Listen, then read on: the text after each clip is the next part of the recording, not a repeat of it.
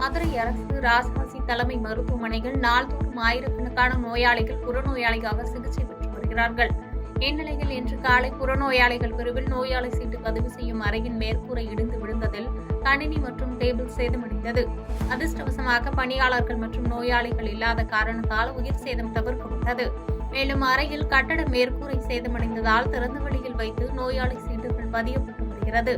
ஆயிரக்கணக்கான நோயாளிகள் வரும் அரசு மருத்துவமனையில் கட்டட மேற்கூரை விழுந்து விபத்து ஏற்பட்டதால் பரபரப்பான சூழல் ஏற்பட்டது. மேலும் சேதமடைந்த கட்டிடங்களை ஆய்வு செய்து சீரமைப்பு பணிகளை மேற்கொள்ள வேண்டும் என நோயாளிகள் கருத்து தெரிவித்தனர். பாதகம் செய்பவரை கண்டால் நாம் பயங்கொள்ளலாகாது பாப்பா, மோதி மிதித்து விடு பாப்பா, அவர் முகத்தில் உமிழ்ந்து விடு பாப்பா. அண்மை செய்திகளை உடனுக்குடன் தெரிந்து கொள்ள இணைந்திருங்கள் இயம்நாடு தொலைக்காட்சியுடன்.